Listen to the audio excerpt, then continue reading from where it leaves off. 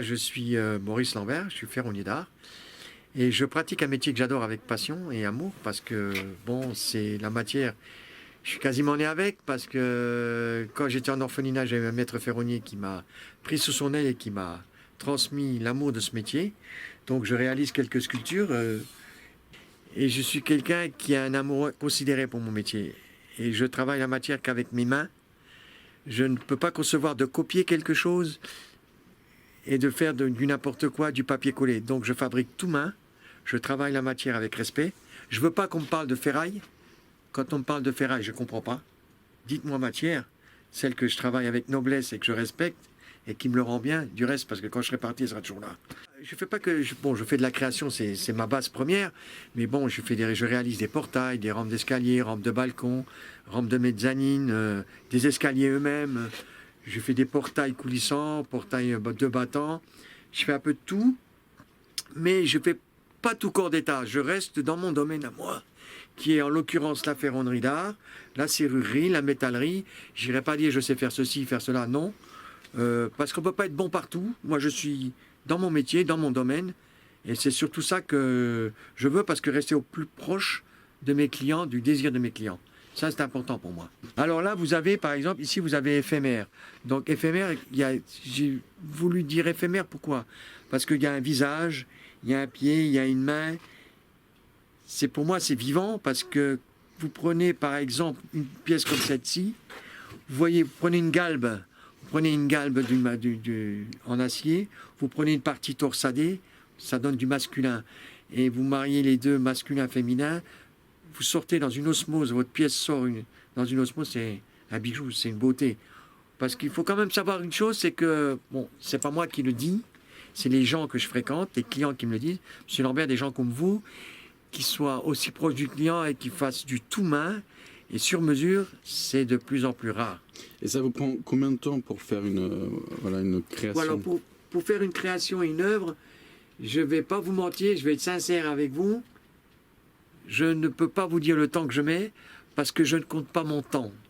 J'y mets tout mon cœur, tout mon amour, donc je ne peux pas vous dire je vais mis tant d'heures, j'ai mis tant de jours. Non, c'est mon cœur que je mets dedans et tout mon amour que je mets dans ma passion de mon métier. Donc je peux raisonnablement pas vous dire le temps qu'il me faut pour le faire. Et si vous mettiez une montre ou un chronomètre? Oui, si je mets mais c'est pas mon truc, non, Non, je mesure pas le tout, temps. ouais, vous mesurez pas le temps. Je prends le temps de vivre et d'aimer ce que je fais. Voilà. Et ça, c'est pour moi primordial. Donc ici, c'est votre local, c'est ça? Oui, c'est un petit peu le hall où je peux travailler un peu, que le propriétaire me laisse m'exprimer. Alors ça, c'est une commande pour un client. Une cliente, c'est une porte de sécurité pour balcon, sur une terrasse. Donc, bien sûr, le design, les mesures sont prises sur chantier chez le client. Le design, c'est moi qui le dessine et c'est moi qui le réalise. Voilà, comme là, vous pouvez voir, tout est fait main, dessiné par moi-même, créé et réalisé par moi. Alors, cette porte-là, elle va aller sur une terrasse de protection, d'accord? Tout est fait main, tout est travaillé, il n'y a rien qui est... Et bon, au départ, à l'origine, quand j'ai créé cette porte-là, cette grille, ça ne devait pas être comme ça. Et j'ai démarré une volute parce qu'un élément comme ça, ça fait 2,50 m de longueur. Ok? Donc là, vous avez 2,50 m, vous avez 5 mètres, vous avez 6 mètres de fer plat, travail main. Et vous en avez autant en bas. Ça fait que là-dessus, vous avez 12 mètres qui sont faits à la main. Là, ça va dans un cadre en béton de fenêtre. C'est une protection. Parce qu'il s'avère que c'est une dame qui habite dans un quartier qui a été 6 fois cambriolée, donc, et qui m'a demandé de lui faire des protections. Et comme c'est une maison classée au patrimoine, il est évident qu'on ne peut pas faire n'importe quoi et puis de l'industriel. Il faut quand même qu'il y ait une certaine osmose avec l'environnement. Donc une certaine beauté, une certaine créativité qui aille avec l'environnement. Bon, mon cursus, il est tout simple. Moi, j'ai pas eu de parents, j'étais en orphelinat. Et à l'âge de 12 ans, j'ai eu la première pince à souder dans les mains. C'était en 1969 et j'ai eu un maître compagnon qui m'a transmis son virus, c'est-à-dire l'amour du métier et de la matière. Donc, et moi, j'adore mon métier. Et il m'a donné aussi, ce qu'il m'a transmis, il m'a dit, gamin, écoute, j'ai personne à qui transmettre, je te transmets le savoir du vieillissement de la matière. Et surtout, il me dit, je te transmets, c'est l'amour et la passion de ton métier. Fais-le avec amour et passion et tu feras de belles choses. Et je me rends compte aujourd'hui, à bientôt, j'aurai 58 ans le 18 de ce mois-ci, qu'il avait tout à fait raison. Quand il m'a dit un jour, il dit, gamin, une profession, c'est comme une religion. On l'aime ou on l'aime pas. Si on l'aime, on fait de belles choses. Si on l'aime pas, on fait rien. Donc, plutôt que d'aller au boulot le matin en faisant la gueule, je préfère y aller en ayant le sourire et réaliser mon rêve, c'est-à-dire faire un métier que j'aime. Ah oui, il y a un apprentissage. Hein. J'ai fait un brevet de compagnon de soudeur quand même en 1975. Et puis bon, j'ai fait des chantiers, j'ai travaillé la tuyauterie et tout. J'ai fait plus de 35 ans de chantier. Et là, j'ai démarré, je vais dire, c'est assez paradoxal. J'ai démarré bêtement la création de sculptures. C'est qu'un après-midi, j'étais dans mon atelier et j'avais pas de boulot. Et je voyais ma ferraille qui traînait, là, les chutes et tout. Puis je dis, bon, je vais pas rester comme ça, il faut que j'en fasse quelque chose, je vais pas systématiquement tout mettre à la poubelle. Puis j'ai pris le crayon, un bout de papier, et puis je sais pas si c'est magique ou quoi. Le crayon est parti sur le papier tout seul. J'ai fait une première esquisse, j'ai fait une première sculpture, et voilà, le goût est venu, et ça c'est de fil en aiguille, voilà. C'est l'idée, c'est la création, la petite, que je transforme en réel sur ce panneau-là, et qui après, avec la matière, est définitive et concrète. Toujours, je représente toujours la femme. Quelque part dans mes sculptures, il y a une part de féminin énorme, parce que j'ai un profond respect pour la femme. Pourquoi? Parce qu'elle donne la vie. Elle, alors, ça c'est une danseuse flamenco. J'ai fait un jour un chantier avec un ami pour une exposition de vente de bougies à Paris. Et il y avait une fontaine qui avait quelques formes qui, comment je pourrais dire, donnaient l'impression que c'était une danseuse et tout. Ça m'a inspiré, et d'où cette création, une danseuse flamenco, toujours bien sûr en respect pour la femme, quoi. Donc voilà, elle a une histoire, et elle est belle, et puis voilà. Ouais, j'aime bien que ce soit doux au toucher, que ce soit caressable, que ce soit pas... J'aime pas les arrêts de vif de toute manière, parce que c'est bon. D'une part, c'est dangereux, une arrêt de vif, si on peut se blesser. Hein, mais là, non.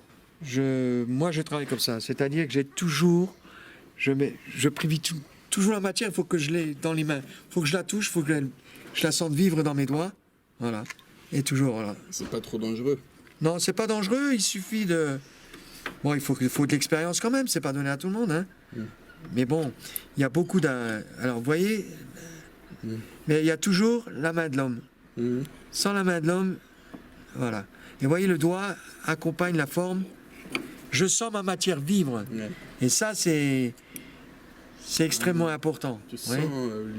Je sens le métal se plier, l'énergie de la matière se transformer sous mes doigts. Et je peux vous dire que c'est une sensation exceptionnelle, parce que la matière vous rend ce que vous lui demandez. Et vous voyez, regardez. Là, vous pouvez constater que c'est pas la machine qui l'a fait, c'est la main de l'homme, et vous pouvez constater que c'est cintré. Oh la vache, c'est super. Il n'y a pas de faux plat, c'est la main de l'homme qui a travaillé. Ouais, celle-là, oui. Et l'autre, c'est le visage d'un homme, c'est ça? Alors ça, c'est quand à l'époque j'ai vécu dans ce côté de Borny et tout, j'ai rien contre Borny, qui est un quartier magnifique, et au milieu un visage qui regarde vers l'avenir, qui prouve que ce que la politique de la ville a été faite pour les jeunes et tout, ça a son importance. Et j'ai voulu le représenter là. C'est quelque part rendre hommage aux gens qui font quelque chose pour les jeunes à Borny et qui transmettent l'envie de pouvoir réussir aux jeunes. Et voilà, c'est quelque part un peu la représentation de tout ça. Bon, alors je vais vous préparer une pièce pour vous faire une petite démonstration. Okay. Pour vous montrer que ici, chez moi, c'est l'homme qui maîtrise la matière, c'est pas la matière qui maîtrise l'homme. Ok? Donc on va. C'est pas l'homme qui prend la mer, c'est la mer. Pardon. Comment? Non, c'est une chanson de Renaud.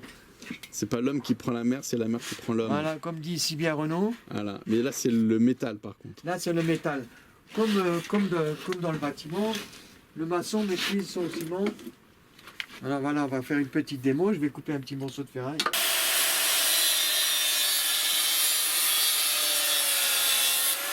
Ben là, je vais me servir du tube comme tuteur pour garder ma torsade droit. J'ai présenté ma matière dans l'étau, hein, avec 20 mm à l'intérieur. Bon, je prends l'élément le plus important, la clé à molette. Et je vais faire une chose, voilà, je vais rentrer mon tuteur Voilà. Et là, on est positionné pour torsader. Vous pouvez faire le nombre de tours que vous voulez. Hein. Il faut savoir que quand vous faites ça, vous faites un tour. Là, j'en fais 2. C'est relativement simple parce que c'est une matière tendre et puis c'est pas épais. Voilà. Bon, je vais m'arrêter là, j'ai fait 3 tours. Hein. Alors maintenant, regardez le résultat. Voilà. Ah. Alors là, j'ai pas été loin. Ouais, j'ai fait que 2 tours. Par contre, si... ça c'est un style de torsade. Si je veux avoir plus de torsade, je reprends ma clé à molette, je refais un tour. Vous voyez, c'est pour donner un autre style. Oui. Si je veux faire une torsade dont les torsades soient plus longues. Là, je vais la ramener comme j'ai fait tout à l'heure. Et voilà, vous voyez? Waouh. Magie. C'est de la magie, ça. Voilà. Et là, j'ai ramené à ce que je veux. Si je veux rajouter un tour, je rajoute un tour. Si je veux démultiplier, je démultiplie. Mais bon, à savoir que ça, sur la matrice que j'ai sur mon établi extérieur, je ne peux pas le travailler.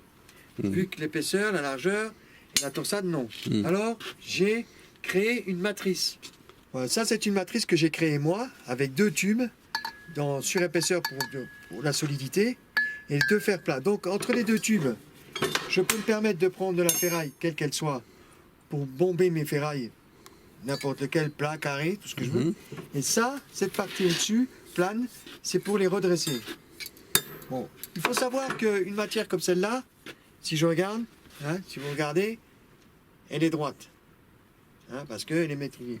Mais si moi je veux, quand je veux faire une sculpture ou quelque chose, si je veux lui donner de la forme, c'est sûr que ça ne va pas se travailler comme si je prends un fer plat classique. Voilà, là j'ai un fer plat classique. Là, ma surface de frappe, elle est plus importante. Ok? Tandis que si je prends une torsade, il faut savoir où la frapper. Parce qu'il ne faut pas la frapper ici, il faut la frapper sur son arête. Donc toujours, il faut le cadencer.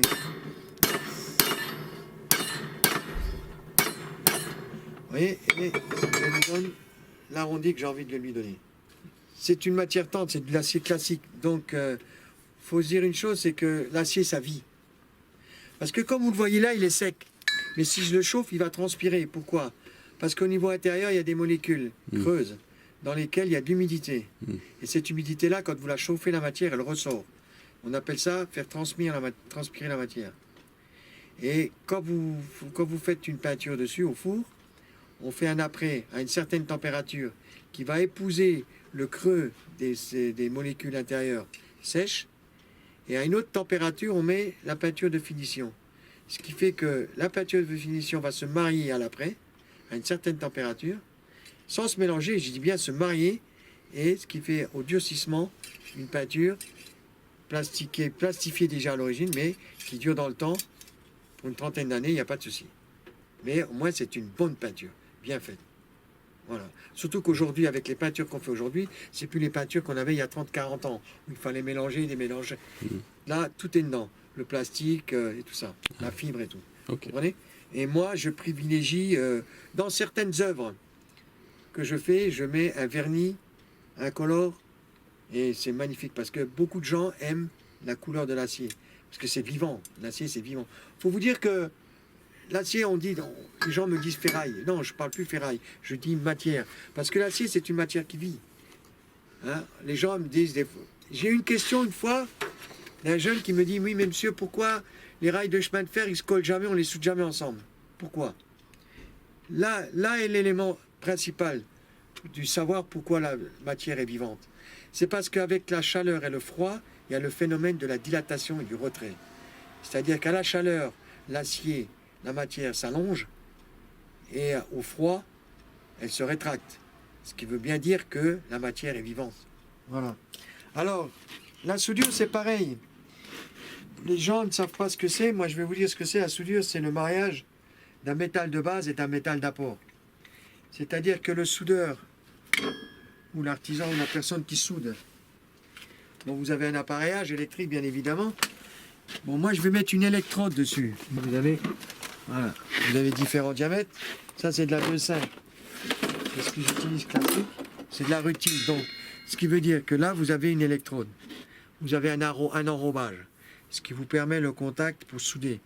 Et à l'intérieur, vous avez une partie acier. Et c'est ce qui vous fait la soudure. L'enrobage, c'est ce qui vous fait le laitier, c'est-à-dire la crasse. Hein? Ok. Après, bon, vous avez le poste à soudure en lui-même. Il est là. Hein? Il y a tout un réglage à faire. Hein? Vous avez une masse. Vous avez une masse ici et le pad. La plus et le moins. Le moins, c'est la masse. Et le plus, c'est la baguette. Le porte électro, c'est-à-dire la pince à souder. Le soudeur. Hein? Alors, là, vous avez le verre transparent. C'est parce que si vous êtes amené à meuler, vous voyez clair, vous pouvez meuler. Et quand vous rabattez cette partie-là, vous êtes dans le noir, c'est pour souder. Là, je vais pointer cette pièce-là. Je vais la pointer dessus. Et après, on peut en faire une petite sculpture, une petite déco.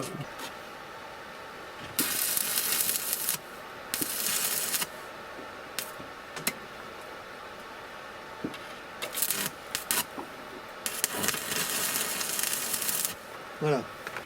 Bon, là, je vais prendre une meule, un disque à flap. Ah, une meule, c'est ça. Donc la meule. Hein, mais c'est un disque à ailette. Hein, c'est-à-dire, c'est pour polir. Ouais. C'est-à-dire qu'après, la pièce est toute lisse.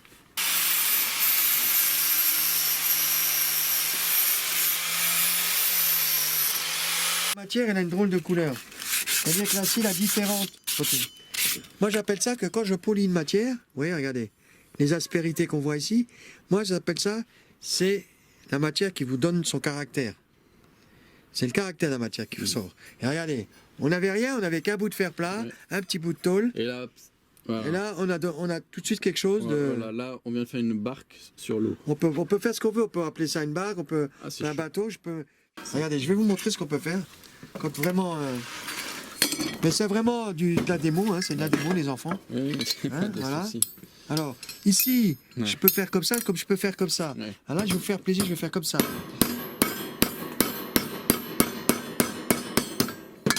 Tiens, pour pas qu'elle tombe, s'il te plaît. Ouais, parce que ça peut être très dangereux. Ça. Alors, vous voyez, regardez. Là, c'est toujours pareil. C'est sûr qu'il y a le coup de pointeau, il y a le coup de marteau. Mais regardez. Vous voyez? Et il n'y a pas de faux plat.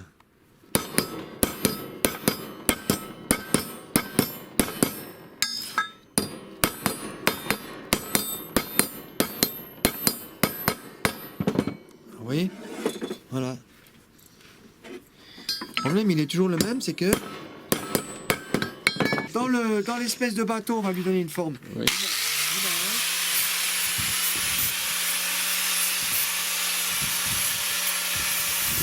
Voilà. Alors, vous voyez, je me suis servi pour galber, Oui. pour bomber, et là, je m'en sers pour redresser ma matière.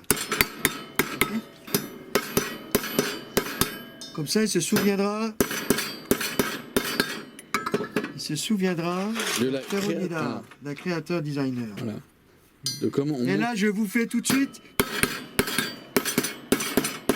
Ce que je suis en train de faire, c'est de l'impro total. Hein. Total, ça sort comme ça vient, c'est le cœur qui parle. Hein. Ça, c'est bon, ça. Donc, il n'y a pas photo. Mais est-ce que vous préparez donc bien avant vos Non, créations? je ne prépare rien avant. Là, ce que je vous fais là, je vous le fais de tête, comme ça me vient.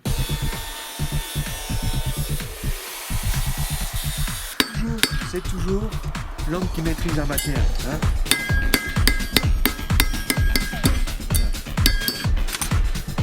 C'est passionnel.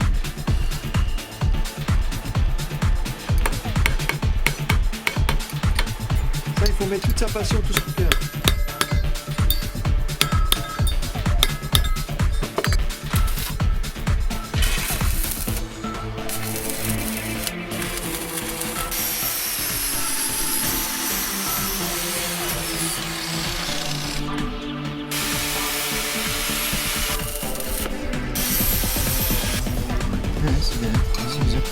C'est exactement ça. Ça va être.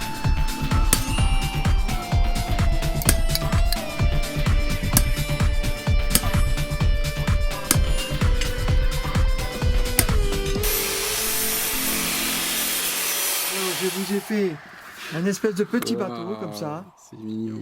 Avec le F de Farid, notre reporter. Et qui j'espère partira avec un beau souvenir de chez moi. Surtout que quand tu passes la main partout, faut que la personne qui la récupère après ne se plaise pas. J'ai un amour inconsidéré pour ma matière et mon travail et mes œuvres. Et quand je fais une pièce pour quelqu'un, c'est là que je l'ai sorti comme ça, mais c'est un petit peu quelque chose de moi qui s'en va.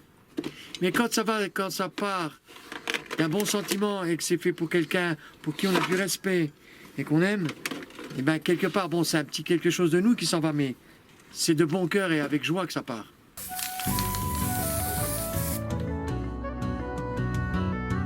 Bah, je vous remercie beaucoup. Un petit mot pour... Bah écoutez, je l'ai fait, moi je vous l'ai dit tout de suite, c'est de la pro, hein. Mais comme je vous dis, comme tout ce que je fais en ferronnerie et dans mon métier, c'est avec mon cœur et avec amour. Voilà ce que je peux pas vous dire mieux.